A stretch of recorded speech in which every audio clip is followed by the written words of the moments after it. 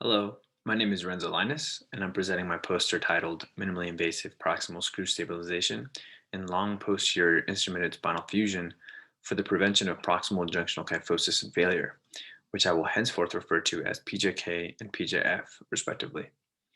The use of minimally invasive techniques has been studied as a potential method of decreasing the incidence of PJK and PJF due to belief that preserving the important posterior stabilizing structures of the spine during surgery contributes to the protection against the development of these complications.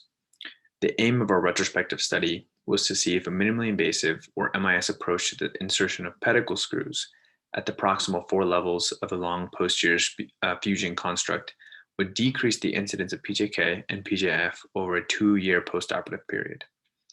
There were 41 patients in our study, 17 in the MIS group and 24 in the standard approach group, which were matched in order to eliminate confounding effects during statistical analysis. We found that the incidence of PJK and PJF was decreased in the MIS group, though our results did not reach statistical significance. We also found that the rate of change in the sagittal Cobb angle at the proximal level of the construct, which is what we used to determine PJK, was significantly lower in the MIS group compared to the standard approach group. Additionally, the absolute measurement of proximal sagittal Cobb angle was less at the 2-year mark in the MIS group compared to the standard approach group. It just did not reach the level that would qualify as proximal junction kyphosis.